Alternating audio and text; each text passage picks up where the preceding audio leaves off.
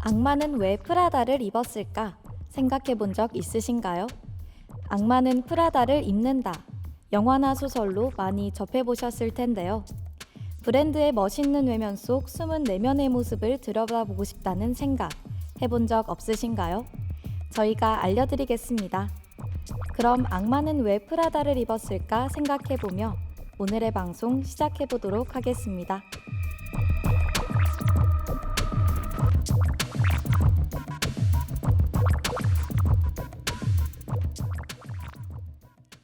안녕하세요, 여러분.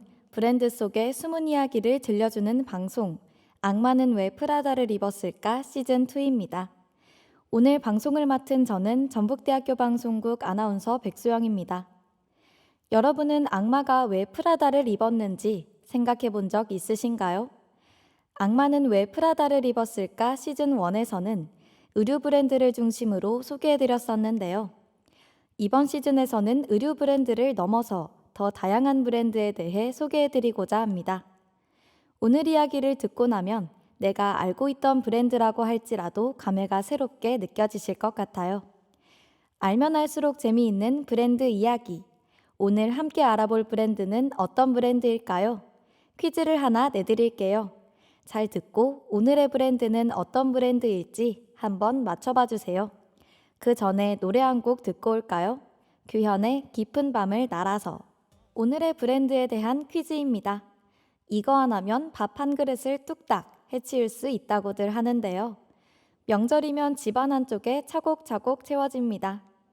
우리나라에서는 명절마다 백화점이나 마트에서 고급스럽게 포장된 선물 세트로 팔리고 있지만 서양에서는 싸구려 통조림으로 취급받고 있습니다.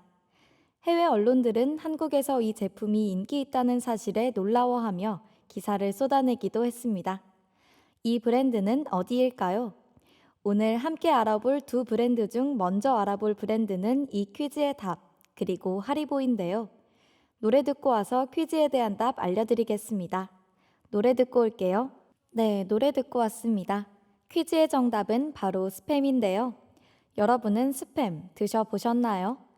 스팸의 역사는 미국 시카고 도살장에서 일하던 조지 호멜이라는 사람에서부터 시작됩니다.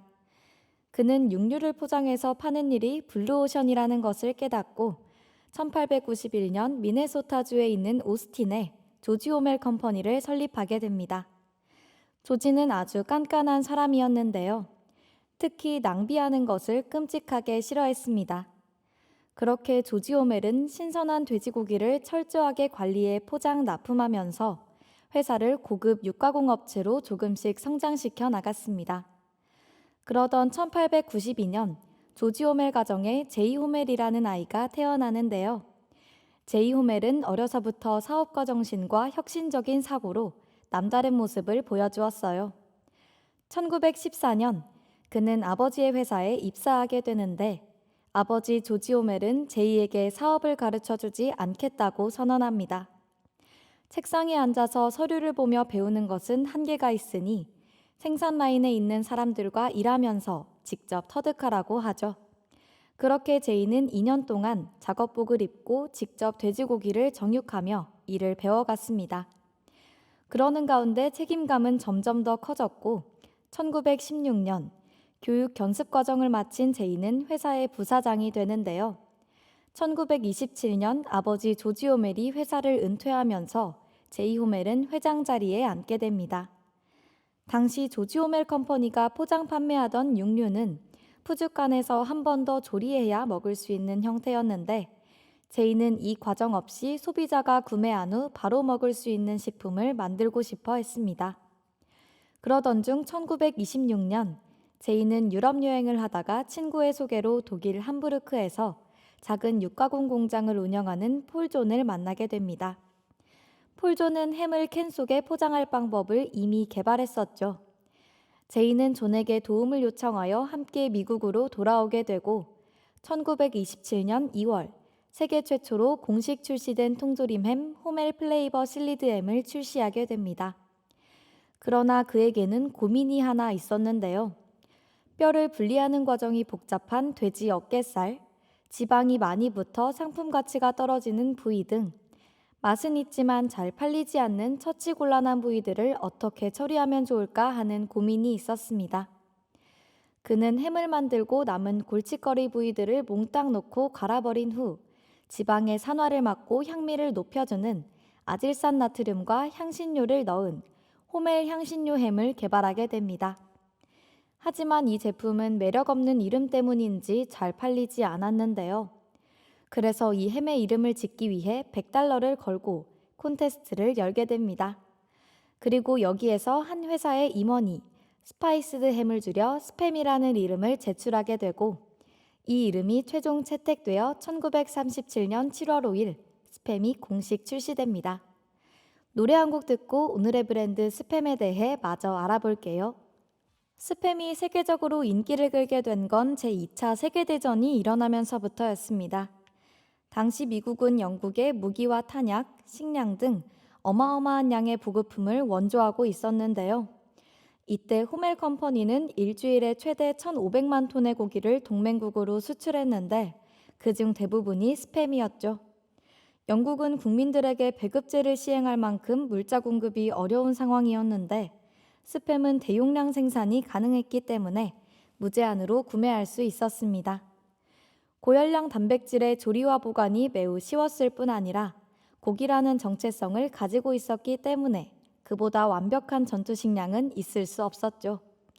그러다 미국이 전쟁에 참전하게 되면서 미국 역시 스팸을 식량으로 활용했는데 1944년까지 호멜 컴퍼니의 통조림 식품 90% 이상이 전투 식량으로 출하되었다고 합니다. 그래서 2차 세계대전 기간 동안 생산된 스팸의 양이 무려 1억 3,300만 개 정도라고 하는데요. 제2차 세계대전 당시 미국의 육군 총사령관이었던 아이젠하워 대통령은 저는 병사들과 스팸을 나누어 먹었습니다 라고 하며 호멜 컴퍼니 75주년을 맞아 감사 편지를 보냈습니다. 그런데 아이젠하워는 호멜 컴퍼니에 잘못이 있다고 덧붙입니다. 호멜 컴퍼니가 스팸을 지나치게 많이 보냈다는 것인데요. 처음에는 간편하고 맛대 좋은 식량으로 평가됐지만 삼시세끼를 스팸만 먹어야 하는 상황이 되자 군인들은 스팸에 질리기 시작한 것입니다. 그래서 1970년 영국 BBC 코미디 풍자극인 몬티 파이튼에서는 스팸에 대한 주제를 다루기도 했는데 레스토랑에서 판매되는 모든 메뉴에는 스팸이 포함되어 있었고 옆에 있는 바이킹 손님 무리는 스팸송을 부릅니다. 이 방송 후 스팸은 과잉 공급을 의미하는 이미지를 갖게 되는데 오늘날 스팸 문자, 스팸 메일이라고 상업적이고 불필요한 광고성 이메일을 일컫는 용어로 자리매김하게 되죠.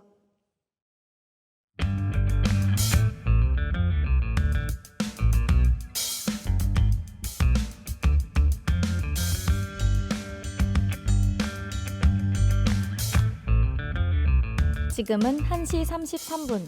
여러분은 악마는 왜 프라다를 입었을까 시즌2와 함께하고 계시는데요. 브랜드 속 내가 몰랐던 이야기. 오늘의 브랜드는 스팸과 하리보입니다.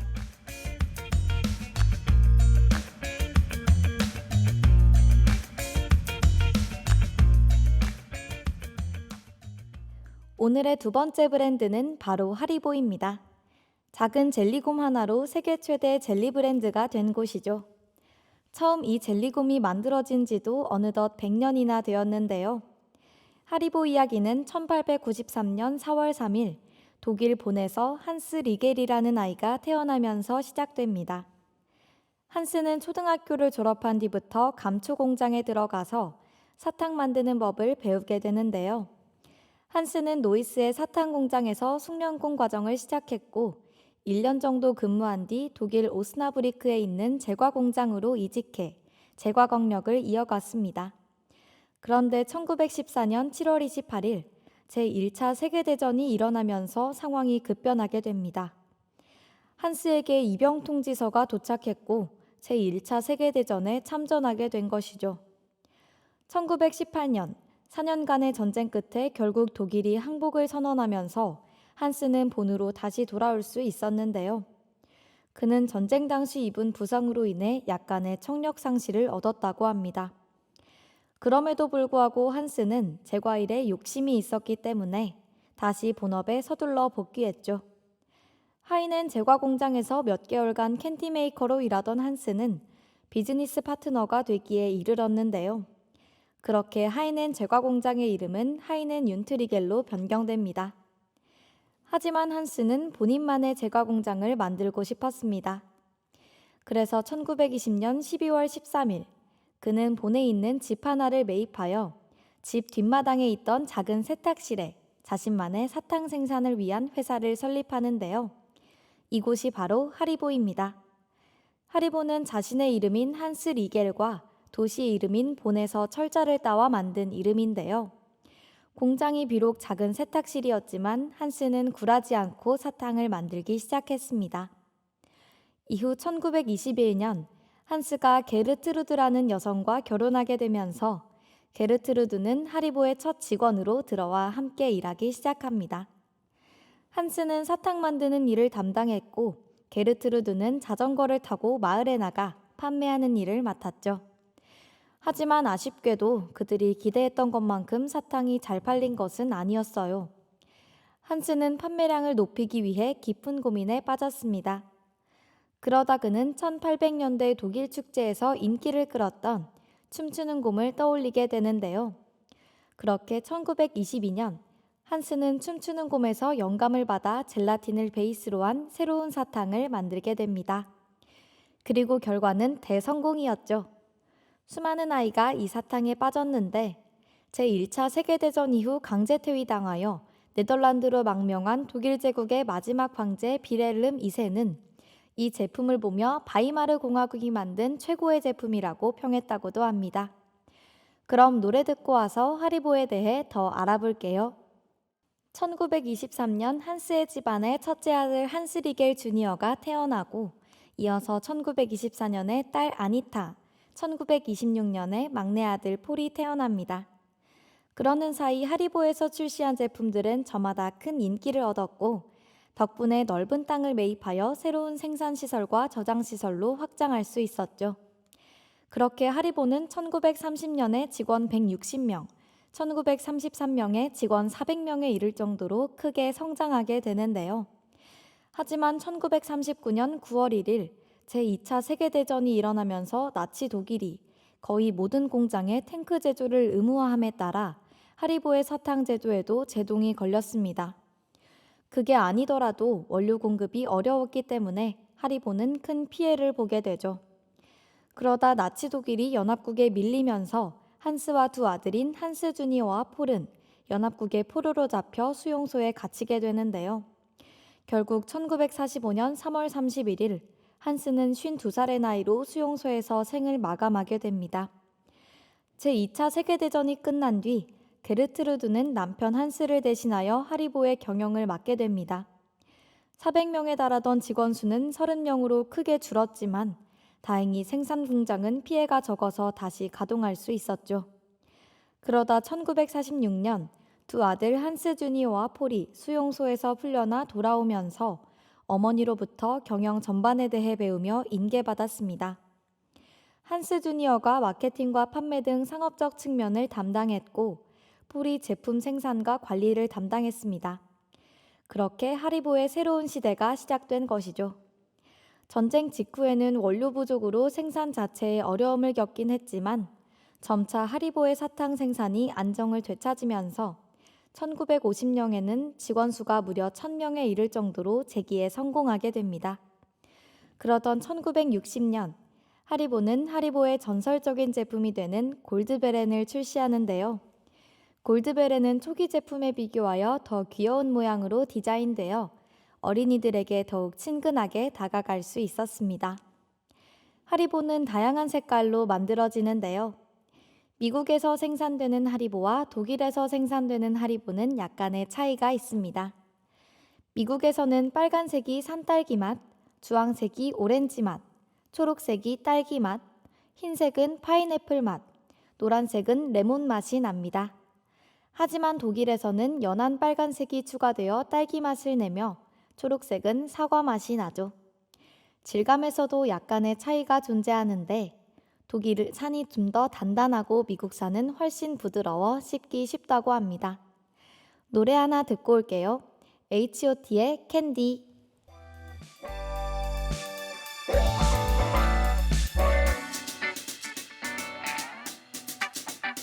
다음 주 방송에서 다룰 브랜드에 대한 퀴즈 타임입니다. 원세계 플라스틱 조각만으로 50여 년 전 세계 아이들을 매료시킨 브랜드입니다. 이 작은 플라스틱 조각은 솟아나온 요철과 아래로 향한 파이프 블록 형태로 경이로운 환상의 세계를 마련해 주는데요. 이 조그마한 블록만 있으면 비행기, 우주선, 도시뿐 아니라 실제 크기의 스포츠카까지 무엇이든 만들 수 있습니다. 회사가 설립된 지 어느덧 100년이 넘은 이 브랜드는 확실한 브랜드 정체성을 가지고 세대를 뛰어넘는 공감대를 형성하고 있는데요. 이 브랜드명은 잘 놀다라는 뜻을 가진 덴마크어 레그고트를 줄여 탄생하는데요. 이 브랜드는 어디일까요? 전북대학교 방송국 인스타그램 DM을 통해 정답을 알려주세요. 소정의 상품이 기다리고 있습니다.